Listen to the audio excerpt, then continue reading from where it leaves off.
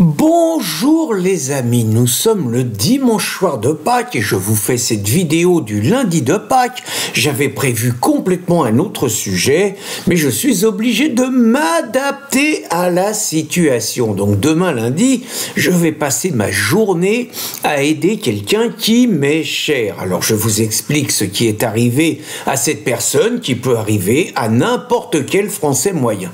Voilà, il se trouve que cette personne est plutôt courageuse, qu'elle travaillait ce dimanche de Pâques et qu'elle devait travailler ce lundi de Pâques. Et donc, après avoir travaillé ce dimanche de Pâques, cette personne qui travaille dans une grande ville, mais qui vit à 1 heure de cette grande ville et qui se déplace tous les jours en voiture, donc, quitte son travail et rentre en voiture. Elle est sur une départementale. La départementale est limitée à 80 à l'heure. Il y a une très grande ligne droite. Il y a une personne devant qui n'avance pas tellement. Elle accélère brutalement. Elle double la personne en toute légalité. Et on va dire, elle continue dans cet élan. Erreur fatale. Naturellement, les vaillants poulaillas, avec les contrôles mobiles de vitesse, avec leurs jumelles à la mort moelle-neu payées par nos impôts, étaient là pour protéger naturellement la sécurité des citoyens. Et c'est plus confortable et plus rentable que de faire chier les automobilistes plutôt que d'aller faire la loi dans les banlieues. Donc les vaillants poulaillas étaient là et évidemment la malheureuse a été flashée à 127 km/h sur une grande ligne droite limitée à 80 km/h. Alors certains, parce que je connais on va dire la docilité de nombre de Français par rapport à la répression routière, certains vont dire que rouler à 127 km/h sur une départementale limitée à 80, c'est un criminel et qu'on n'a pas le droit de conduire. À ces crétins, je dirais que fut un temps, on était à 90 avant qu'Édouard Philippe ne sévisse, que fut un temps, il n'y avait pas de limitation de vitesse sur les autoroutes et que les départementales étaient limitées à 110. Je rappellerai juste ces petits détails. Je rappellerai également que fut un temps, on ne perdait son permis de conduire qu'en cas d'un excès de vitesse supérieur à 50 km/h. Bien évidemment, les vaillants limiers de la sécurité routière ont ramené ça à 40 à l'heure. Et donc la malheureuse, qui sortait de son travail, qui avait 1 heure de voiture pour rentrer chez elle, donc se fait évidemment choper par la patrouille. 127 km/h, vous avez pas honte et tout. Permis de conduire confisqué. Première chose, permis de conduire confisqué sur l'heure. Plus le droit de prendre sa bagnole. Coordonnées relevées, tout ça, et démerdez-vous pour rentrer chez vous. Un dimanche de Pâques, démerdez-vous pour rentrer chez vous, vous n'avez plus de permis, vous n'avez plus le droit de toucher à la bagnole. C'est déjà la première chose. La deuxième chose, c'est qu'elle est complètement tributaire d'un préfet maintenant. Et donc, selon les poulaillas, comme elle n'a pas eu jusqu'à ce jour, parce que ça fait partie des conductrices qui n'ont jamais eu d'accident, qui n'ont jamais eu le moindre problème, qui n'ont jamais mis personne en danger, mais à qui il ne reste plus que 5 points sur le permis, rien que des petits excès de vitesse et tout, comme ça arrive à tous ceux qui font de la route. Donc, elle doit bosser le lundi de Pâques. Donc, je vais y aller parce que, bien évidemment, il faut que je l'emmène à son lieu de travail. Elle n'a plus de moyens d'aller travailler.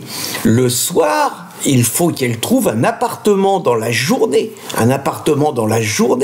pour pouvoir retravailler le lendemain. Je veux dire, sinon, elle a des problèmes avec son employeur.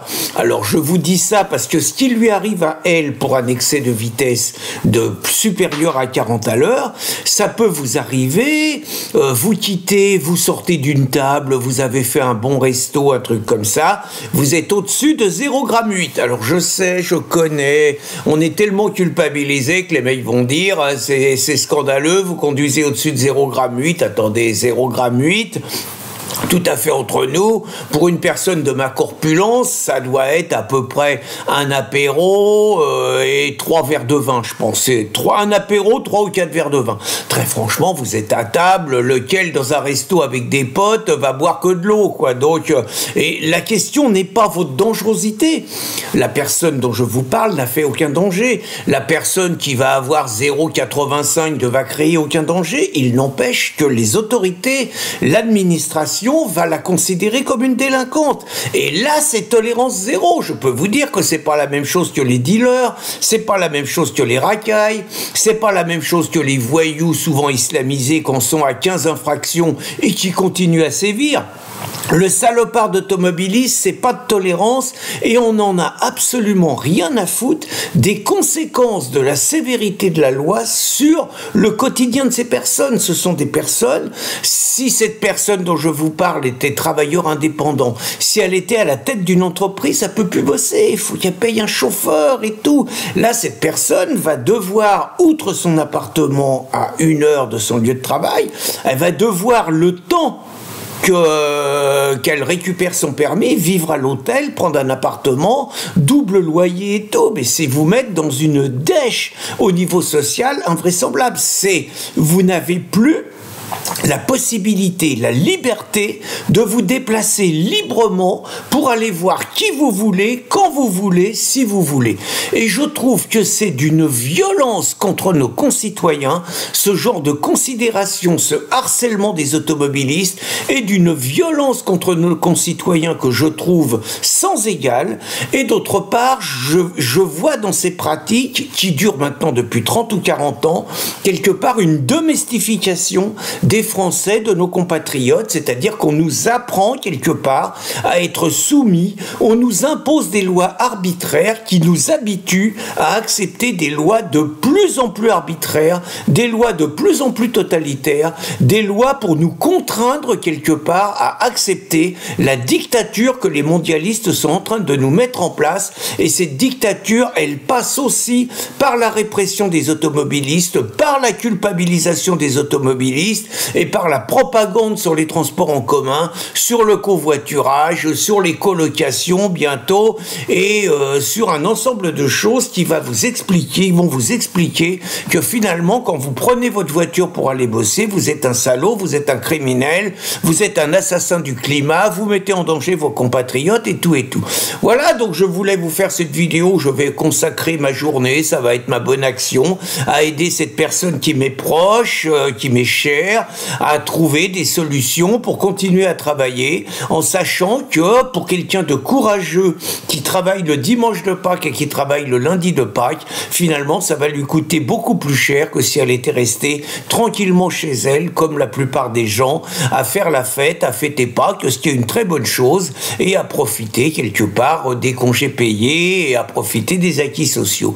Donc nous sommes dans un pays finalement qui persécute les plus courageux, qui fait chier les automobilistes et où les flics avec beaucoup de zèle appliquent les consignes des préfets qui eux-mêmes sont là pour persécuter les Français. Voilà ce que était mon coup de gueule. Très franchement, j'en ai ras-le-bol de ce pays de merde et de ses pratiques. Bonne journée les amis.